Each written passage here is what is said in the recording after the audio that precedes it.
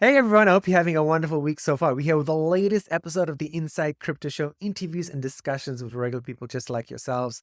Today we are joined by Peer CEO Tony Tran. Peer is focused on creating the very best consumer experience for blockchain technology. That's a short introduction. We usually have these long ones because we have a lot to talk about Peer and Tony. But before we do, Tony, if you could just talk a little bit about your background and fill our audience in on where you're coming from. Sure, definitely. I started out building technology at Microsoft. Shortly after school, I'd gone to school for information technology and computer science. And after that, I went to Microsoft, joined the Windows team. And thereafter, I spent a bunch of time in multiple other groups and then meandered my way around willy-nilly into startup world. But along the way, one of my core experiences was having been a leading figure at various different advertising agencies. And so it was there that I really cut my teeth on product development, on what it is to build really incredible, really precise product experiences that people love and people find a lot of joy in. And so that is precisely what I am working on at Peer today. Okay, very cool, very interesting. I've got to ask this question, right? Like me Mm, living in Taiwan for the last 14 years and in Asia, and you being Asian as well, is like, how yeah. did your parents say, hey, son, you can leave this big, wonderful company, Microsoft, and do your own thing, right? Like, were your parents okay with that? Well, no, actually, when I had started out at school, they wanted me to become a doctor, and I had Oh, okay. matriculated top university. And then when they had shown up the first 6 months to come visit me, I had went up to Rochester, New York, which is really far away, and matriculated at Rochester Institute of Technology. And so that was their first really major shock: is, hey, what's going on? You're not going to be a doctor? What is this IT stuff? What is this computer science? And then, yeah, Microsoft is a household name. They loved it. I just rolled off the tip of their tongue when they go tell people that I worked at Microsoft. And then shortly thereafter, it's then one name of a company after another that they couldn't even pronounce in most cases. And, and then now I'm just like, hey, I'm just going to drop everything and build a startup. Yeah, it was quite shocking, but to not follow in that traditional career path. And then what startup bug bit you or entrepreneurship bug bit you? Like, why did you decide to like, okay, now here's take an even further step away from like Asian tradition. I'm like, I'm not even gonna work for a company. I'm gonna do Mhm. my own thing. So like, why do you decide it? And if you're listening to this on the podcast, Tony's wearing this cool Peer sweater. There's another Peer cap behind him. And we're gonna talk Right. about Peer very soon. But yeah, why decide to like, okay, I've done enough of working for someone. I'm gonna work for myself and build my own thing. I've actually always had this entrepreneurial spirit. When I was 16, I had built a company called Tran Design with a friend next door. And his last name was Tran as well. And so we had started this mini web business, a web design and development business. And we were self-taught designers. Back in the days, we had pirated copies of software and just learn how to design, learn how to code. And we started Tran Design and did a small stint for a number of different small companies back in the early 90s. And then after I had gone to school and then decided that I was going to build up a career, sure enough, there's lots of times throughout that process where I had wanted to just up and go. But when you're young, stability is a really important calling, and Microsoft provides you with that stability, and so do other large companies that I've had the pleasure of working at. You can't get lost in the kind of quasi freedom that they provide for you, although you're just a cog in the grand engine. But you do have some latitude. And for me, it was after having ascended the ladder and having built up teams, led teams, I then decided that, hey, it really is maybe time for me to go out and try to build something. And it's funny, in hindsight, what I'm building right now actually stems back from a paper that I had written when I was back in university. And so it's been quite an interesting ride. And this is not the first startup that I founded. I've actually have been involved with a number of other startups in the past as well. But the buzz is always there. I think it's like once you start thinking about the possibilities of being able to do something on your own, and you just constantly asking yourself that question of how might I be able to go out and pursue that, eventually you're gonna go. It's falling in love. When you first see the girl for the first time, nobody falls in love at first sight. That's lust. When you see someone that you're gonna love for the first time, it's almost, oh yeah, I don't like that person.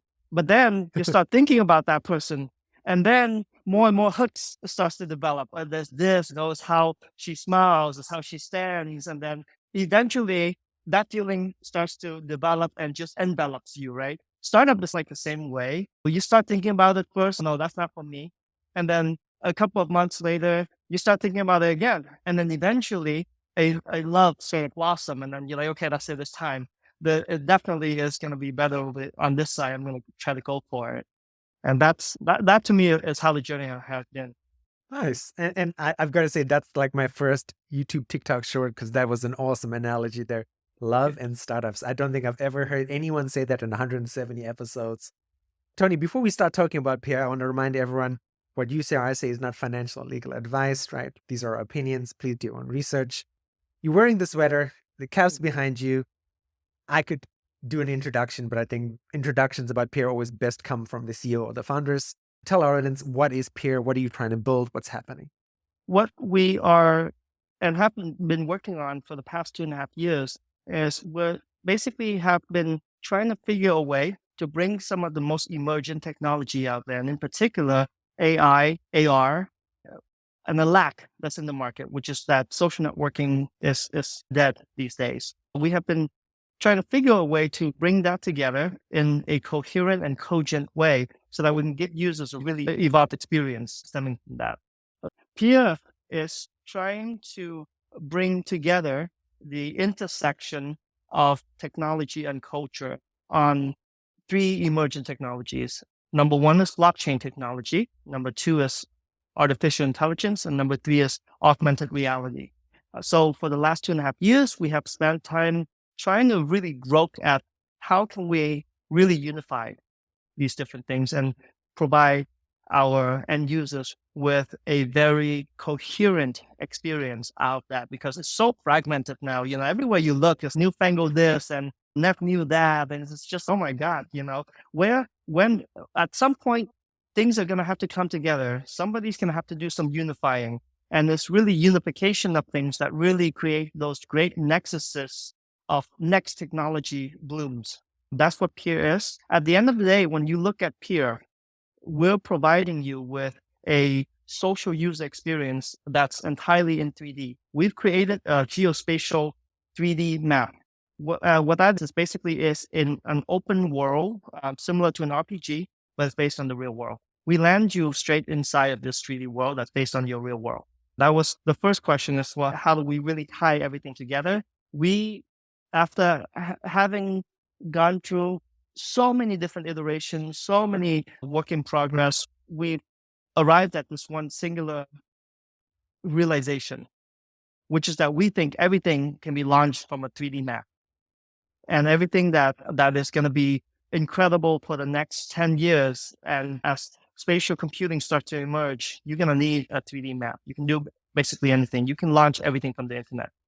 So to some, Peer is building the internet's hottest launch pad for digital and IRL experiences. Nice. I like that. And everything can be launched from a 3D map. That is an awesome statement. So tell us more about it, right? Like you said, digital and IRL in real life experiences, right? So what are we talking about? Are we talking about maybe going back at the hype of crypto and the metaverse and people launching virtual stores? Are we talking about like Gucci and Nike stores in the metaverse or the online world? And are we talking about goggles? Facebook just released the new headset, right? Are we talking about that? Like how does this all join together? Yeah, that's a perfect direction in starting out this, where we considered all of those various different vectors. And in trying to identify exactly where to go, we have to essentially look at what is the most effective way to deliver this experience to a user, whereby it can bridge the existing user experiences. What was Meta's idea of the metaverse, which is where you have to be inside this virtual environment? That is going to be pretty tough, where how many people can actually afford one of those devices, and how many people actually want to put them on or want to stay in it for prolonged periods of time. So that was already a no-go. And then for many of the other experiences, it is too far out there. If it has to live on a browser, that's going to be pretty tough. It has to be something that's mobile. And so in thinking through all of those different vectors, what we realized is that if we consider the world to be a game, and in fact, Peer's moniker is the gamified social network. That's what we're building ourselves as. And so if this is a gamified construct, then what we want to do is consider everyday life level 0. So that's what we're going to land you at. This is where you spawn. Right? Every single RPG game, there's always a place where you spawn. If it's StarCraft, you're on a server somewhere and you're quickly into the server, right? If it's any other game, this is the place and you start to build from there. For us, it's like we land you exactly where you are, except all the buildings are going to be procedurally drawn and in 3D.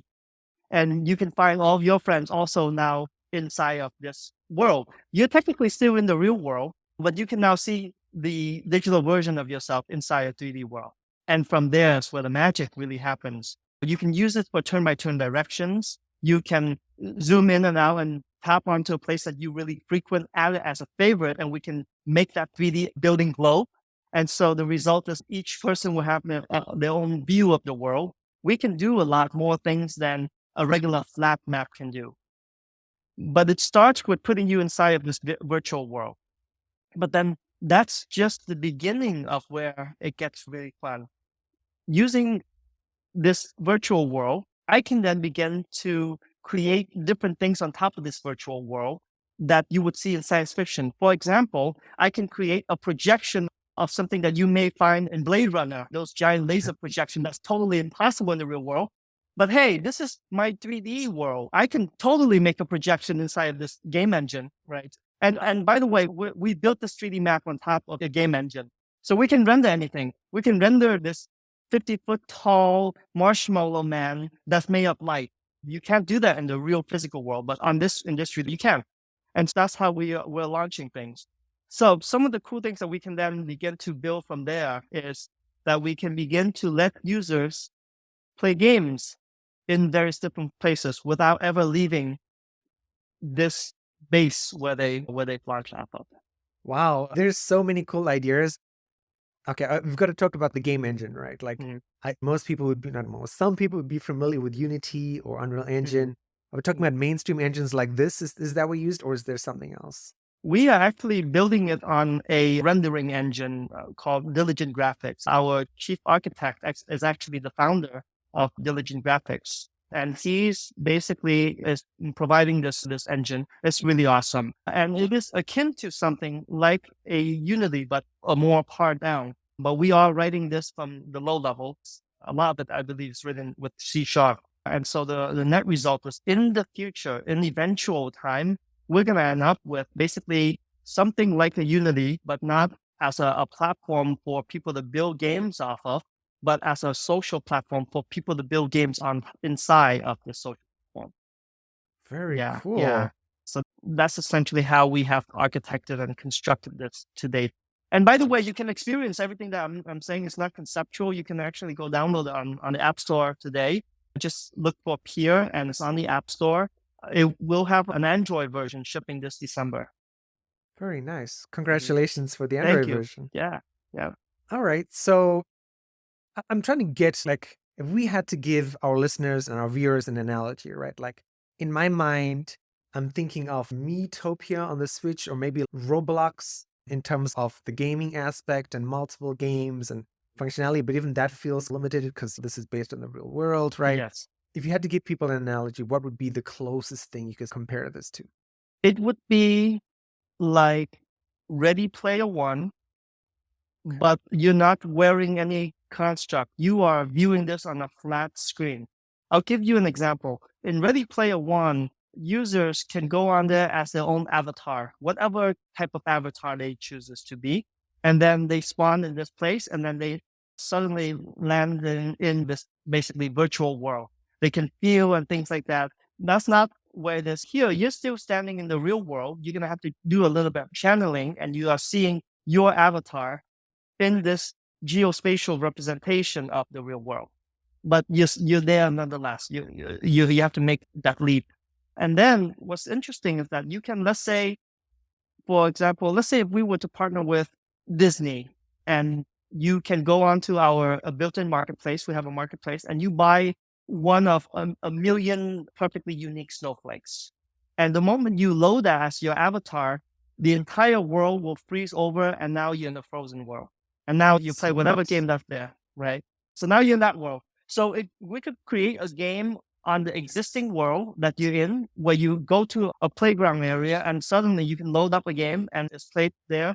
Or you can go off world, where you go to a portal somewhere, a temple somewhere. You get there with all your friends, and only there in the real physical world, standing there, you can launch, and then you begin to play from that perspective. So that's the direction that we're building it. And we can see a lot of really interesting ways in which we can bring blockchain to the table, the entire blockchain world too. For example, everybody at BASI, Board Ape Yacht Club, right? You see a lot of them on Twitter. They have their verified PFPs, and you see them with this hexagon looking PFPs, right? That's how you know it's verified. But it's all fragmented all over Twitter. How can I see in a single world format where all the Bored Apes are in this world, right? On our platform, you can go and load your PFP onto them, and you see everybody else who's got the same PFP. But then the cool part is, in the lore of BASI, it all started from this Bored Ape Yacht Club in the middle of some swamp land. If you go onto their website, it's okay. This is a website. It's got like a drawing of a swamp, and that's where everything apparently originated.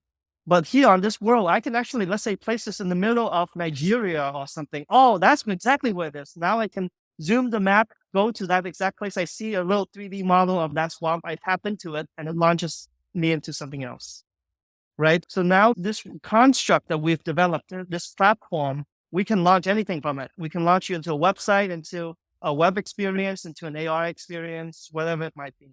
Very nice. Okay. So let's take this a step further, right? Imagining a typical user experience, and you can immediately correct me once I'm straying off the path, right? I come home from work and I'm like, okay, cool. I want to launch Peer. I want to go into this virtual world. Very nice. And I'm exploring and I'm doing different things at home. But then at the same time, I'm out there riding my motorcycle here out in Asia, in Taiwan, going to go buy Right. some bread. And at the place I buy bread, I could do something, right? With the idea of AR, VR, right? Companies have always struggled, maybe with the exception of Niantic and Pokemon Go, right? And Mhm. even them as well, right? It's like, how do we keep people there? How do we make people say, hey, this is worth it. This is worth it for you to use your phone and do this, or go out in the world and catch Pokemon, or do things like that. What's your plan for motivating people to use this? That's a really good point, and it's a point that we spent a considerable amount of time thinking about. And for most of these kind of AR and net new technologies, it's very easy for you to get bored quickly, right? You basically, once you see it the first time, somebody could have spent umpteen amount of hours and days building something. You see it once and boom, that's it. You're bored. You're tired of it. And so the challenge is really, how do you create the foundational models from which you can begin to surface all of these cool things in small bits and pieces at a time in a more useful fashion. So instead of bringing somebody and drawing them into a niche game of some sort where you can only hold attention spans for so long, why don't we build a thing where AR is really accessible across the board? We give you an engine that lets you start to build your own mini unique AR experiences and start to launch from there. Much the internet started with this initial construct, and then people started building things on it, started to scaffold on top of it. And all of a sudden, you begin to have this mass that develops. And this mass seemingly have no place where you can pinpoint as this is the end, right? The internet just feels so vast, and you don't really know where it begins and where it ends anymore. Back in the early 90s, you can. There were 7 root servers that if you took half of them down, you're taking down half the internet, right? Or more. But now it's okay, where are all the root servers? Like nobody, yes, it's really hard. It's everywhere. Similarly, this is where we are starting out from is, let's build this initial construct, and then we build this platform that enables for people to launch AR experiences from. And if we bring everybody, if we bring the world onto this thing, then slowly, day by day, people are going to want to consume more AR things. Let's say, for example, a soda pop machine. Maybe they want to do something in AR. So they'll come and they'll build that on top of our engine. And here, if I'm on my 3D world, and as I'm walking down my neighborhood and I see the solar pop machine and I see it in the digital world, I can see, there's an AR thing here. I don't need to scan that thing. I can just see it, that there's an AR thing. I launch it from the 3D map. It launches the camera right away. And then now I'm pointing at the solar pop machine. And now I see AR stuff. I can now have a screen that I can play with right away, right? So lots of little things like that can be scaffolded on top of this to create these activation patterns and nexuses that will then enable for greater mass adoption of augmented reality technologies. But it all is about foundational model. Once somebody figures out how to bring all of this together in a coherent way and keep them there, then it's ultimately going to grow is where I think is going. And the app that we have, you don't need to tap into any of that. You don't need to play any game. It's useful by being itself. It's got real live location sharing. You can see where your kids are. It's got an AI chatbot there. You can ask, hey, how far am I away from my favorite clothing store or whatever? It's got stuff there that makes it useful. And then eventually we'll loop people into experiencing other things. Very nice. Okay, Tony, so you've talked about map data and geospatial maps, and where are you getting all this map data and with regards to Peer and the map data? So you're in the States, and if I download Peer here on my Android phone, which is right there next to me, I have map data for Taiwan, and will Oh, it yeah. have like relevant locations in Chinese and English? We're in the process of localizing. For now, it's mostly Okay. English, but by December, it'll be fully localized. But yes, we do have mapping data. In fact, we have a bunch of people in Taiwan that's already using the app. So the Nice. moment that you launch into the app, you'll see people asking you to be friends right away. But the map data, we're getting it from OSM, OpenStreetMap, and a number of different other open source libraries. And we've got an absolute magician that's on our team right now. And he's extremely expert at bringing all this mapping data together and delivering for us essentially the base data sets from which we draw the 3D world from. All right, Tony, speaking to not just the Inside Crypto audience, but whoever's watching this on YouTube and TikTok, and what do you want people to do? So they see Peer, they're like, okay, this is really interesting. Do you want them to go to Telegram? Do you want them to watch more of your videos? Do you want them to download the app? Of course, download the app and check it out. Yes. But what do you want at the end of the day from the people who are watching you on this video? We're super early and we really want people to start to get excited about the future that's coming up. Most of what I've seen to date, and I've been in crypto for a little while now. I've given talks, I've been on stage and have discussed all manner of different topics across crypto. And I have seen crypto growing up. And one thing that I can say is, yes, please download the app, but also really join us and be excited about this journey because some fun things are coming. One of the things that we are trying to solve is actually to bring joy back to social experiences. And so we really feel like a lot of the fragmentation that's happened, whereby the internet has been fractioned off into these giant experiences where you can never get a full sense of the world anymore. In order for that to happen, they had to basically do some engineering, so psychological engineering on all of us to really hook us and loop us into these constructs. And the net result is that it's sucked the joy out of things. And we are working really hard to redeliver that joy and imbue every single experience with that joy. So this, to me, it feels like the early days of Facebook. And I can still remember the first time I joined Facebook. I was sitting there at Columbia University with a bunch of my friends and I saw folks on them and I said, hey, what are you guys on? Oh yeah, this is for Ivy Leagues only. This is a website that's just launched and it's quite interesting. Then it was very different than the noisy MySpace world. And so then at that point, it was like, hey, how do I get in? There's not so much of that going on anymore. That joy I've watched after now, what you have are just veneers of stuff that people just try to hook you into things. It seems every other day somebody's trying to hook me into something. And we feel like those days are going to go away soon. And the days of really joyful, pure experiences are coming back. New computing paradigms are just emerging now where the world is really going to start to shift. And I think in the next couple of years, there's a lot of fun ahead.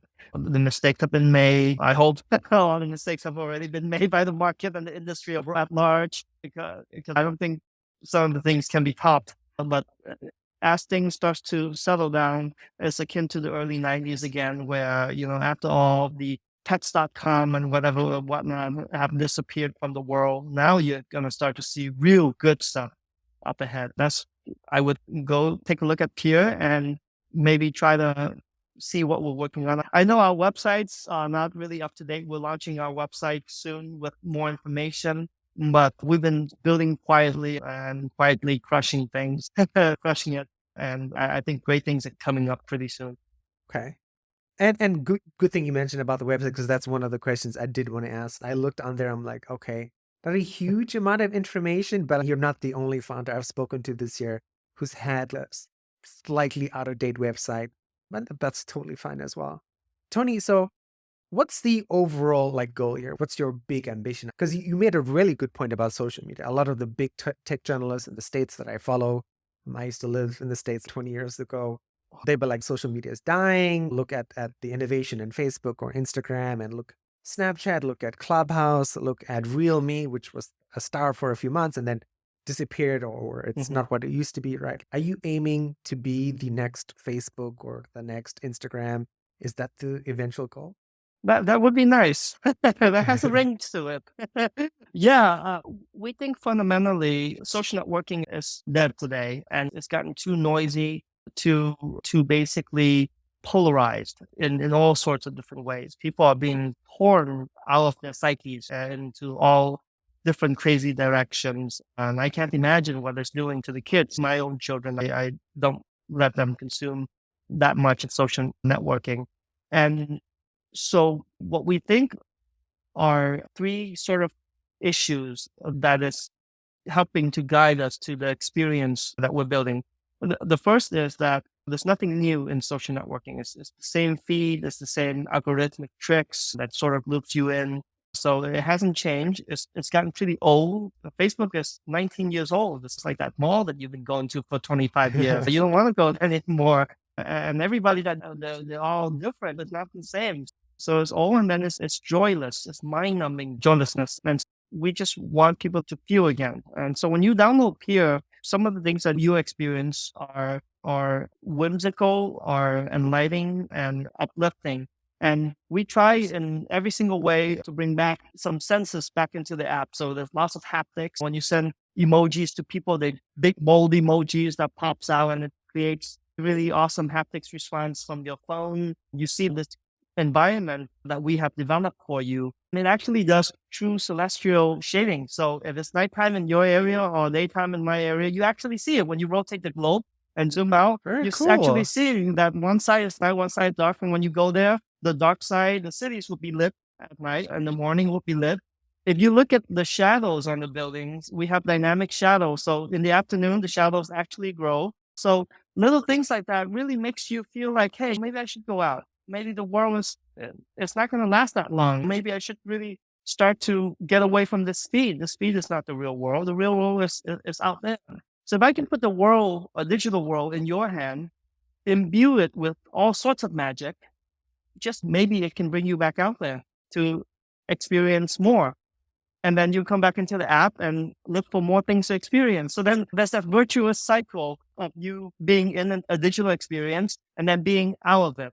And in fact, to me, I think that's the metaverse. That is the metaverse. That is the successful bridge in between the digital and physical world. That's what metaverse is going to be. So it's really cool. And I like that idea of the amalgamation between, and it just goes back to what you said at the beginning of the intersection of technologies. But I'm not going to destroy the beautiful words that you said with my weird words. Tony, it's been awesome having you. It's always a good interview when you don't have to look at the script and the questions, and we've had such a free-flowing conversation, and it's going to be great when I get to publish this next week. As usual, with every podcast, we like to give the guest the chance at the end of the podcast. Is there anything that you want to say that you haven't said? Is there anything you want to end off with? Any pearls of wisdom? Anything you want to plug about Peer or about what you're doing? The floor is yours. Take as much time as you want. Sure. Thank you very much. Thank you for your time, and thank you for having me. And to the audience listening at home, thank you very much for giving me a bit of your time. Here, as I just shared, is the gamified social network. And we really want to bring joy back into your daily life, your social experiences. And our name really speaks for itself. And it is especially more pronounced in this era of decentralization, whereby Peer really means equality. It's not, we think the word friends has had its days. Everybody's got 5,000 friends these days. What's a friend nowadays? But peer really means to have us being one and the same. Everybody's at peer level. And from there is the basis of our experience. And please go download the app and try it for yourself. We have some extremely exciting things coming up that you are there first. You start to see it form. And who knows, one day we may be your most favorite general social network to stop by. So please do stop by early, lend us your support. I think we're doing it. I think we're on the cusp of a breakthrough. So yes, support us. Thank you. Perfect. Tony, so you're on LinkedIn, right? And Yes. you have some cool pictures on LinkedIn. And is there anywhere else for people to follow you that you'd like to share with the audience today? I'm on Twitter as well, and we have across the number of different projects that we have Twitter accounts and Instagram accounts for all of them. But in particular, we're mostly at Peer New World. We try to use the same Peer New World username across everywhere else. I am at Mr. Alpha on Twitter. Cool name. Thank you. So if you have a chance to look me up, I do share some of my experiences as I go along. There's lots of little tidbit of wisdom that I've garnered over the years. Perfect. Thank you, Tony. I look forward. I'll make sure those are there. So Pure Socials will be in the YouTube video and the audio episode as well. Your socials as well. And will you ever come to like Vietnam, this side of the world at some point? Because I'll be in Vietnam next year to do a Oh, live episode with another guest that we had a few months ago. Yeah. oh yeah, that would be excellent. We are actually planning on doing some pretty big releases. One in Vietnam, one in South Korea, and one in Japan, and Oh, very potentially in nice. Taiwan as well. Yeah, Oh, so nice. definitely, yeah, let's keep in touch. It would be awesome to maybe you can be there with us across all of our launch areas too. But Yeah, I mean, if yeah, you're here, yeah, I'd love to shoot some yeah, video and just put some stuff on the channel and do a follow-up, yes. and it would be cool. So cool, Tony. Thank you very much. That sounds exciting. I will make sure to keep in touch next year and see what Mhm. happens. And the best of luck for the remainder of the year and all the things you guys are going to do. And hopefully we'll catch up next year in person. Okay, excellent. Thank you so much. Have a good one.